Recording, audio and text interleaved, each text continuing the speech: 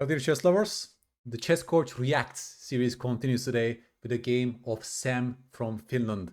Sam is around 1900 FIDE ELO, and this was his OTP game that recently played, also against a 1900 player.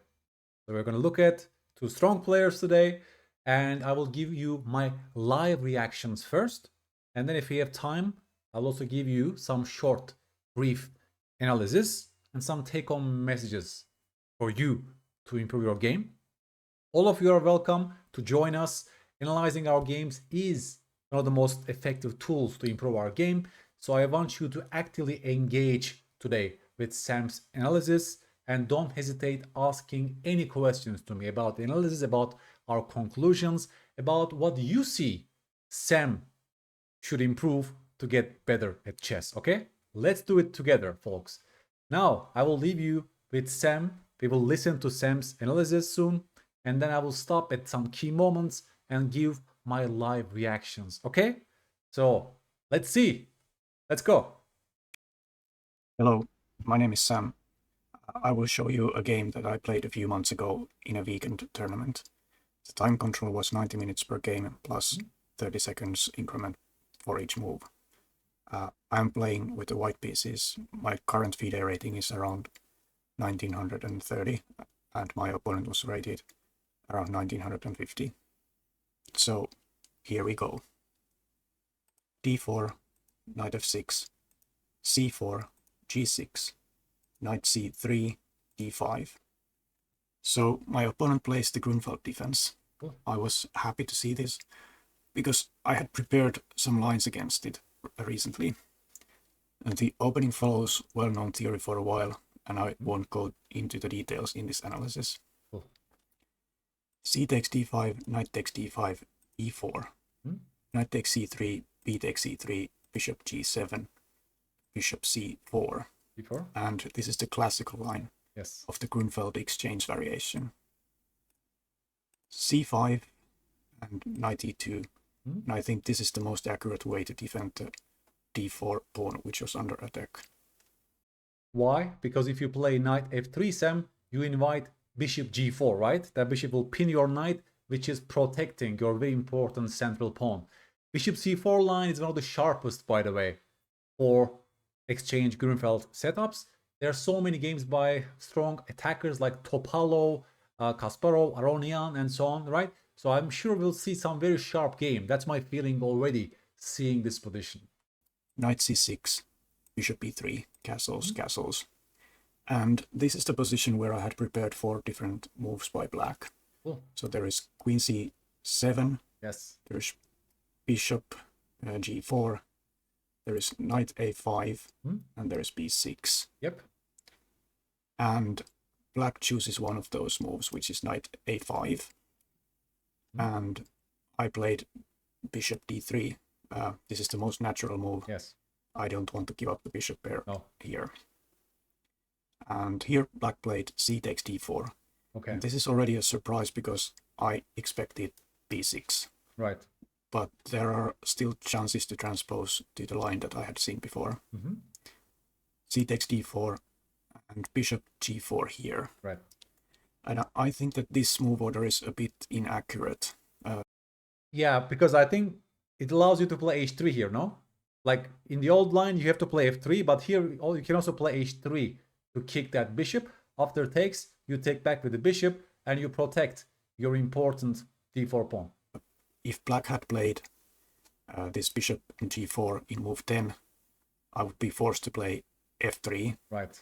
Because in that position, if we go back to move 10 and try... he will even show us, nice. This bishop move there, I don't have any choice but to play f3 because the d4 is hanging. would drop, and we could transpose into the same position like this. And there are hundreds of GM games from this position. But in this move order that we saw in the game, I think here I could try h3. Yes. And I wouldn't weaken the diagonal like in the game. So this is an interesting option. But anyway, I played f3 because I had seen it in so many games. Bishop e6, and now we have arrived in an interesting position. This is, to my mind, a tabia. If I'm correct, there are so many Grandmaster games from this very position. So in a strange shift, you arrive in one of the tabias in the Grunfeld bishop c4, right? Take a step back. White is a beautiful central control, but black is sort of fighting with their pieces. Yeah, that's a very hyper-modern approach, Grunfeld, with the black pieces. So black's claim is that their piece activity compensates for white's large, mobile, central pawn mess, right? That's the clearest imbalance, basically. I was also a Grunfeld player for a while with very bad results, so then I shifted back to Caro-Kann and Slough. It's not the easiest opening to handle, but if you deeply engage with those structures, you can also win so many games because, you know, you create so many imbalances very, very early on. Let's see how the game went. Here I was worried about the knight jumping to c4. Okay. And my question is, what would you play here? So Sam is asking us to see which one we would choose here. Yeah, that's a nice pop quiz, Sam. Thank you so much.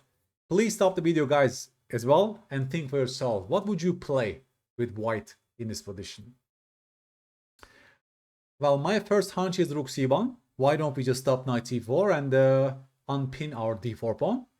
But I guess you're inviting bishop takes a2, right? So rook c1, bishop takes a2. And I don't see exactly how we win the piece back, because after rook a1, there's bishop b3 hitting the queen. I'm pretty sure that's also a line, by the way. As I was studying the Grunfeld, I looked at these lines with black. So rook c1 is an option, but also there is this very interesting d4, d5 exchange sacrifice, right? I think I'm right, Sam, when it comes to this. I think my memory serves me right. d5 must be a move here, maybe actually the best, and also the most visible in grandmaster levels and so on. Let's see.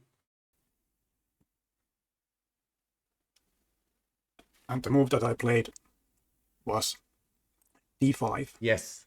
And this is the most interesting move. Sacking the exchange. Opinion. Nice. This is an exchange sacrifice, and the exchange sacrifice is well known in the Grunfeld Defense. Very well known. Yep. But I didn't remember the exact position where I was supposed to do that.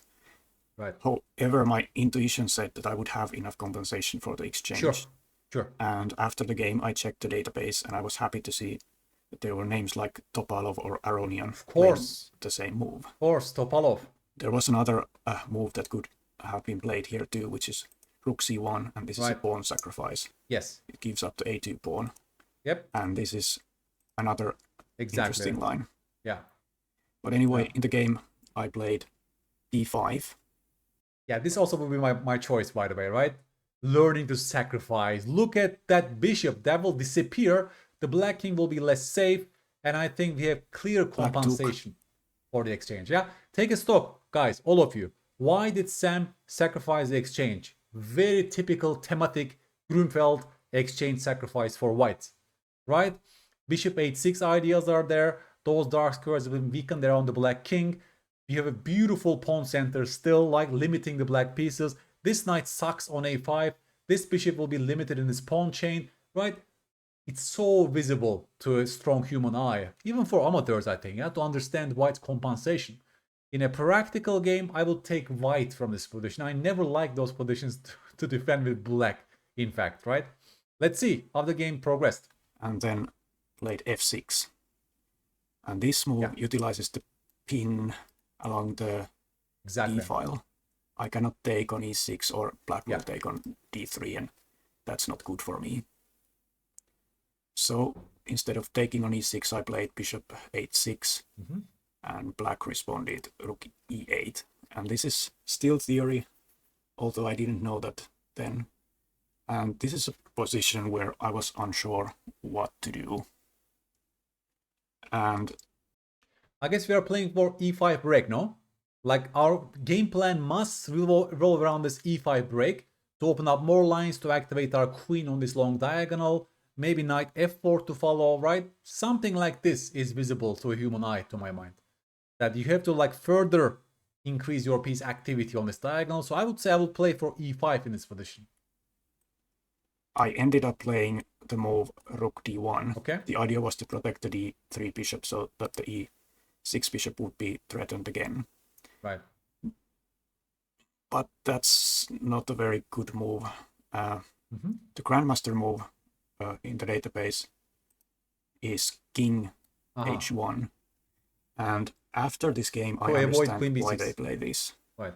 We will see that the idea of queen b6 check is very annoying in many of the positions. Right. And I have to calculate it all the time. True. And when I move the king into the corner, it takes the sting out of the move because it's no longer a check. Right. Very instructive. But I played rook d1. Black retreated the bishop. I was expecting the other retreating move because now I cannot move my e-pawn because the d5. Beautiful. Yeah, bishop f7 is more prophylactic. He's anticipating your move e5, right? But now he gives you a chance to play e5. The problem with bishop f7 is that it invites moves like bishop b5, no? Now you can, for example, play the move bishop b5. Not right now because there's queen b6 check, but after king h1, for example, suddenly there are bishop b5 ideas. So black is in a dilemma, right? If he goes there, then it invites e5. If the bishop goes here, it invites moves like bishop b5. Hang, but anyway, they played this. And here I pushed e5. Of course. I felt that I had to play energetically to prove my compensation. Beautiful, Sam. Nice. Black responded bishop a4, okay, threatening my rook. I was more worried about queen c7 attacking e5. Right. Because here, after, let's say, e takes f6, black has to queen check. b6 again. They can then just pick up the pawn. And right. It's probably a little better for black because I cannot really say that I have enough compensation for the exchange. True. That's true. So, in this position, I tried to be a bit tricky. Yeah, but bishop a4 is annoying. Black is threatening my rook, but I just took on f6. Aha. And there is a tactical justification. Nice. All of you stop the video, please, guys. What's Sam calculating? What if they take on d1? Can you see Sam's idea here? Why did he take on f6? Yes, he will play f7 check, followed by queen g7 mate. Can you visualize that position, folks? That's a beautiful mating picture, right? Almost works. So if black is greedy and takes the rook, I have f7. Right. And checkmate. This is your idea. This is forced if black takes the rook. But they don't have... He has queen b6 check followed by queen f6. Oh my god, now I saw it. Queen b6 check followed by queen takes f6. Right? That's exactly why king h1 was the most flexible move at that very moment. So that's a great learning moment for you, Sam. Right now you have deeper engagement of why they are playing the move king h1 in those structures. Just to take away all the annoying queen move ideas that forces the queen trade and so on, right? Have to take the rook. Nice. The best move, again, I think, is queen b6 check. Yep. And then just pick up the followed by queen f6, and now but in the game, queen black trade. took with the e-pawn. Wow. Which is a bit inaccurate in my That's opinion. inaccurate for sure. But again, now the rook is still threatened and I have to move it. Yeah. And I think I chose the wrong square. I played rook d2. Yeah, that looks somehow suspect. The rook is not very well placed here. It does stay on the d file. So if black chooses to take on d5, I have a discovered attack. But there was a better way to play, which is to play rook c1. Right. And if black takes on d5 here, I can take on f6. Exactly. And it probably just leads to a queen trade because black has to stop the mate. Right. And this is, I think, just slightly better some for rook c7s and so on. Yep. Black. I can try something like this and it looks reasonable. But anyway, I played the rook d2 move. And now black played queen b6. Yeah, queen b6 check again. And ironically, this move is not as good here as it was in the previous moves. Right. But what's the follow-up? Black could have tried something else, like bring the other rook into the game. Yeah, maybe rook Let's c8. say rook c8. Yes. And now I can show you a line that demonstrates how bad my piece coordination is in this position. Yeah. If I try knight c3 here, black has now queen b6 and queen d4, again. right? Queen d4. He moves to the corner and queen d4. Annoying. And the knight is attacked. It cannot move because the queen would drop. And I have no piece to No. add to protection of, Yeah. to the knight, because the bishop takes the c2 square. True. True. My rook is awkwardly placed, so the light square bishop cannot protect it. So Yep. I will just lose a piece if I play like this. So Yep. in the game, black played queen b6 check. I played king f1. The corner could have been a safer place. Yeah. Yeah. Black played queen d6. It utilizes the unprotected pawn on h2, but this is hardly a threat. I think it would have been better to just bring the other rook into the game. Well, if he takes on h2, you take on f6, no? So this queen is still tied down in guarding the pawn f6. So your queen is still putting pressure in this position. So this is never a real threat, I would say. Here too, I played bishop f4. But the threat wasn't real, so why do you worry? And here, black cannot take on b5 because I have to discover the attack. It threatens the queen, so it must move, and then I just win back to exchange. Sure. That's good for you. And I think this position is equal. Yeah. But in the game, black played queen d8. Now you can maybe even push the pawn to I think this d6. is not the most annoying move to me. I think queen b6 was better. It still keeps the queen on the diagonal and makes my pieces look bad. This, on the other hand, allows me to untangle my pieces. I can move knight c3. Bishop has to move it because it was attacked. And now knight e4. Yeah, nice. I love this maneuver. I love this maneuver. With a fork. Yep. And in the game, black played king g7. I think black's position goes downhill from this moment on. King g7 doesn't look so safe. There was a defensive idea, which is rook takes e4. Counter exchange sacrifice. And after the game, my opponent told me that he had thought about this move. Right. And giving back material is a common defensive technique when the other side has already sacrificed material. Exactly. So this would have been probably just slightly better for me. It looks better for white still, this position. King g7. There are all kinds of tactics. And I played g4 with the idea g4. to follow the idea of g5, but isn't it like a little bit too slow? This is a good move, but there was an even better one. Okay, let's see. I could have played g5. I'm proud of myself. But it's hard to see why. But after rook f8, what's the next move? I couldn't find anything else here. I couldn't analyze it further. I didn't see the move here, which would win. And the magnificent move is rook e2. Quiet move. Black cannot prevent knight takes f6. Exactly. Followed by rook e6, rook e7, and so on. Yep. Into the attack. Oh, beautiful. That's beautiful. But this is non-trivial calculation. It's not easy at all. It's not easy at all. I agree. To the viewers as an exercise. So congratulations if you actually saw bishop g5, rook f8, and rook e2 in this position, folks. Then you're a very strong player. So I ended up playing g4, which is okay. Yeah. Black played h6. To stop g5. And it's not the best defense. It was still good to give up the exchange on e4. And during the game, I missed the tactical blow in this position. Or actually, there are two crazy moves in this position, and you can try to find them here. Crazy moves. Let's find those crazy moves, folks. Please stop the video and find that crazy move Sam is talking about.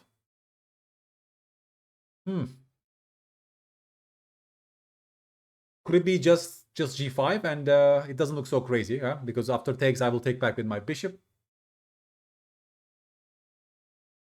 What else? Rook e2 comes to mind again, just to prepare assault on the e-file. What else are you seeing?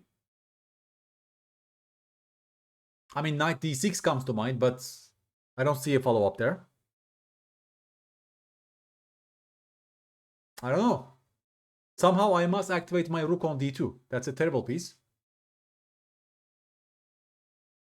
Could it be really bishop takes h6 followed by knight f6? No, it cannot be that, right?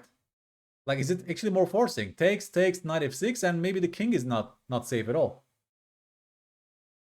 But I somehow don't believe in that. Because my other two pieces are not really working, no? Let's see.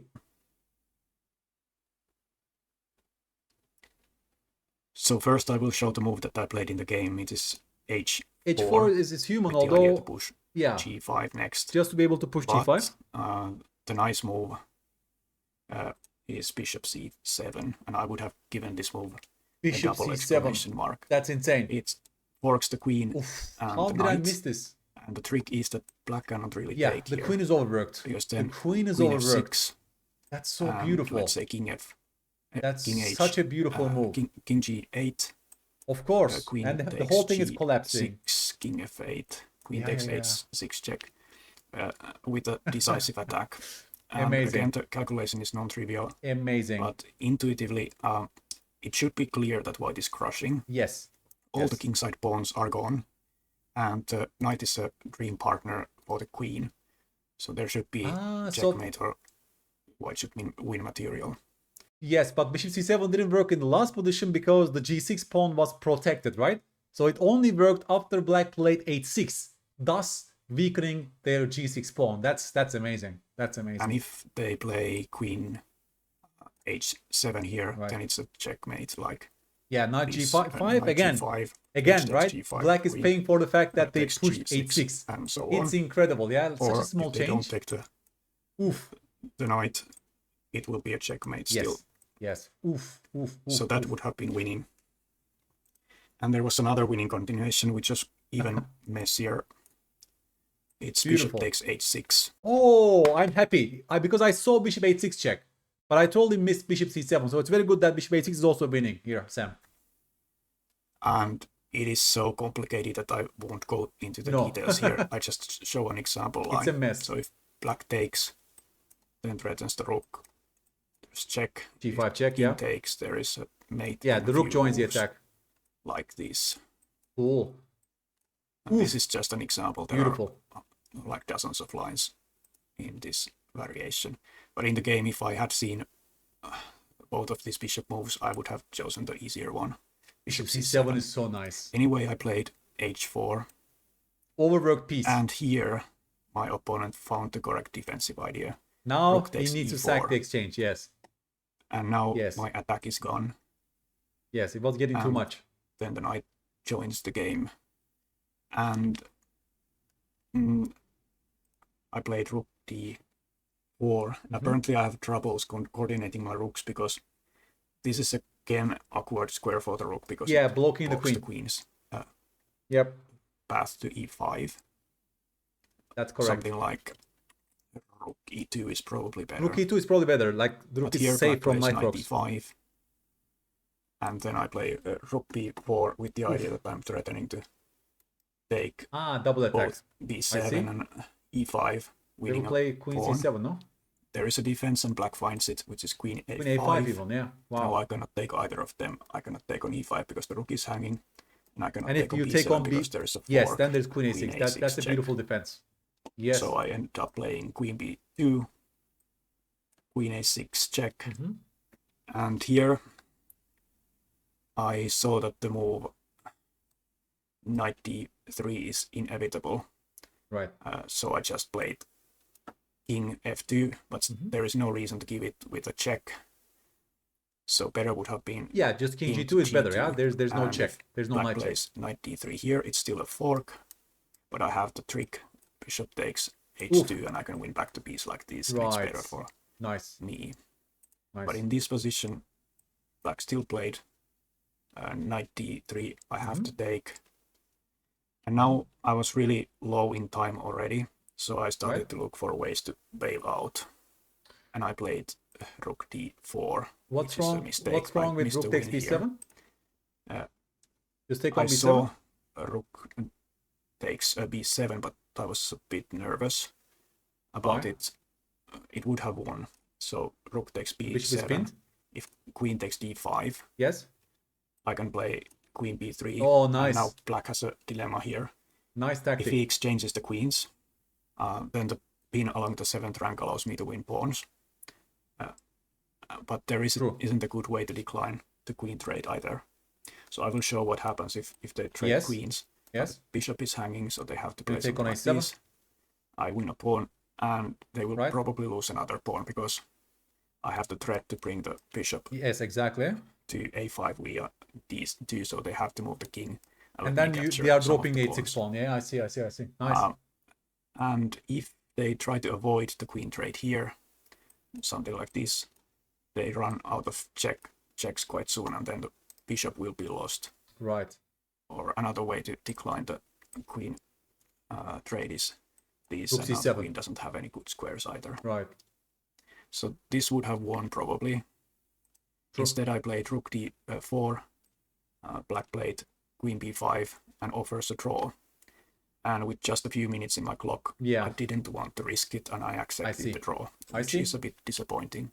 It is. But this was but realistically the best option, I think. yeah, I could try something like queen takes b5, bishop takes b5, rook b4, yeah. bishop a6, and then rook a4 or something like this. You can ask some questions. Still play on, but I didn't have that much time. True. So what did I learn from this game? Very nice question. First, I should keep my king safe. All the open lines and diagonals will just... King h1 was such a nice move, right? In all the permutations, that was always helping you. That queen on d8 was tied down, and you never allowed her to offer a queen trade, for example. Yeah, so that was the most flexible move that always favored you, yeah, in all the permutations. Provide my opponent counterplay. Also, I don't have to be afraid to sacrifice an exchange if I get enough compensation. Yes. Another lesson is that I should think about the piece coordination. A single badly placed piece can destroy the harmony of the whole army, like the rook on d2. So true. That rook on d2 was misplaced, and you were paying for it, yeah, tactically. Exactly. So definitely, that's one of the key ideas. Although you found this very nice, knight c3 to e4 maneuver. That was beautiful. You harmonize your pieces very nicely at that moment.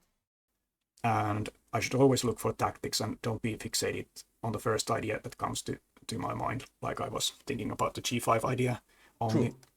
And I should also control my time usage and leave enough time for converting the advantage. Exactly, especially in such, sharp, crazy Grunfeld lines, that if you go for that, right, you need to make earlier moves a little bit faster, because the game will be crazy at some point. Yeah, all these crazy calculations, extremely concrete stuff, a single tiny difference can make a huge change in a position. So you need to have enough time in those critical moments, especially in those lines, Sam. So that's a very, very good policy if you work on that as well. And for that, of course, you can look at some master games, for example, that Topalov game that I can briefly show you even in this video, to basically, improve your intuition about which piece is going where in those sharp middle games. So you can play those moves relatively quickly in your games, okay? I hope you enjoyed the game. I did. Bye-bye. Thank you so much. It was a crazy sharp Grunfeld battle. Hope you enjoyed it, folks. I will return back to this key moment where Sam played the move g4 in this position, but bishop g5 was winning for white, followed by rook e2. Very difficult to see from afar, especially quiet move rook e2, right? We should not be too harsh on Sam for this moment. But in this position, bishop c7 doesn't work, because after queen c7, queen f6, king g8, there is no follow-up for white in this very moment. And black is winning here. But the thing is this, after g4, h6, everything is changing, because this move is weakening the g6 square, thus giving an option of bishop c7 double exclam to Sam.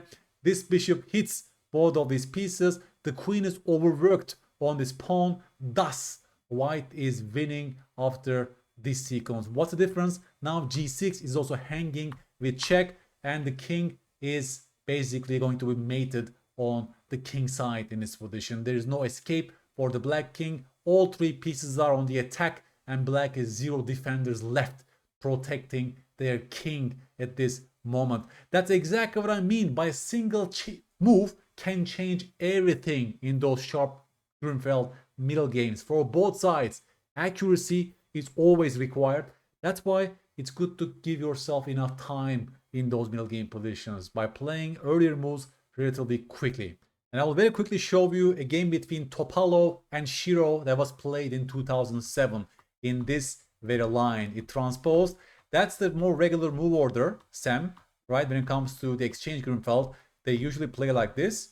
Bishop b3, castles. And here first they go bishop g4 as you mentioned, forcing f3, knight a5 hits the bishop, and then you end up in this very position. And here Topalov, a great attacking player, he loved to sacrifice exchanges. He goes to d5, and we end up in one of those tabias in the Grunfeld bishop c4, right? f6. Here the main move is queen d4, by the way. Queen d4 is the main move because the queen is now very nicely placed on this square, and now there's a big threat of d takes e6, a very nice centralized queen, also supporting the move e5 while also protecting the d5 pawn, right? That's a very multi-purpose move. Very quickly to show you how this game went, bishop b5, right? It's already visible that this rook is in trouble. That's why e5 is forced, and then we end up in this tabia kind of a position after rook e7. What's the main move? How do we attack the king side? How do we organize our pieces on the king side? Yes, f4, very typical energetic pawn break. And you see, Topalov won many games from this position, 2 games against Shiro in those structures. It's relatively easier to play for white, those middle games, right? I can have a plan. I will take on e5 at some moment. I will activate my pieces, and black needs to be so accurate to defend this position, right? Just to show you how the game went very quickly, queen b6.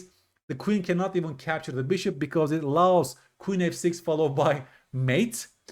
And again, if you ask engine, it gives rough equality in this position, but arguably it's easier to play with white, those structures. And if you're a good attacking player, if you like to have attacking positions, that's a great choice for white. Try it, Sam, but also don't be shy. Don't shy away from sacrificing your pieces for the attack against the black king. Trust your piece activity, trust your local superiority on the king side in those positions, and generate yourself more candidate moves when it comes to sacrificing your pieces for the sort of function of attacking the black king. Finally, I will leave you all with a beautiful game of Garry Kasparov that was played in 1988 in a simultaneous exhibition. Garry also loved exchange sacrifices to attack the enemy king. So, of course, those structures was suiting his style as well, right? Bishop c4 is one of the sharpest lines against the exchange Grunfeld. So definitely exciting to watch those structures, right? There are many games, like even Karpov-Kasparov featured these lines, folks. I'm sure many of you know, right? There are many options here for white as well to play. But I very much like this bishop d3 approach, more positional and positional exchange sacrifice. That's also what was chosen by Garry Kasparov. And here in the game, he played rook b1, right? Multi-purpose, stopping queen b6, but also activating the rook by putting pressure on this pawn and so on. b6, bishop h6. Now there's no more queen b6 options after b6, right? You see the point of this. Knight f4, bishop f7, and here comes Garry's move. You tell me, how do we activate our pieces? How do we go forward on the king side in the center? Yes, e5 pawn break is what we are playing for, and e5 is on the board. Bishop takes d5, Garry plays rook d1, right? Now the rook is eyeing that bishop on d5. One more pawn sacrifice, but if you look at white pieces, everybody is doing something, right? That's exactly what dynamics mean in chess. Potential for the pieces. It's a joy to play those positions with the white pieces. Bishop b5 hits the rook. The rook will not escape this attack. He tries to close down things with f5, but Garry, first he takes the exchange and then goes for another exchange sacrifice. Folks, rook takes d5, e takes d5. What's the next move? Bam, e6. Now the queen is also activated. Vintage Garry Kasparov, right? That's just perfect for his style. Queen takes d4, queen e7, defending against the mate, but also hinting at queen c5. Garry doesn't mind. He says, please go and play queen c5 because your problem doesn't consist only on your unsafe king, but also after e7, right? You need to give up your rook for my pawn. And black resigned in this position. A lovely little miniature by Garry, and beautiful way to show his style and how to play those beautiful middle game positions where you sacrifice and exchange in this line.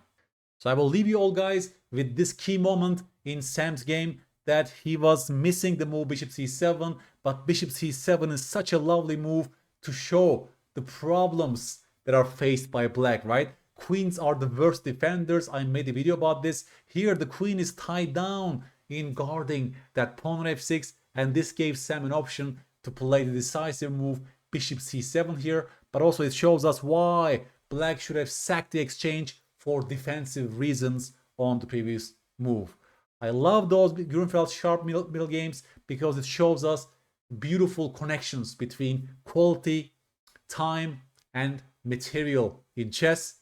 And I hope you enjoyed this episode. If you liked it, please give me a like and subscribe. And if you're brave enough, please record yourself and send me one of your games, one of your analysis of your own games, just like Sam did, with your key takeaways in the end, your observations, your evaluations, everything, because that's a great way to improve at chess, and I'm here to support you in this journey, folks. Thank you so much.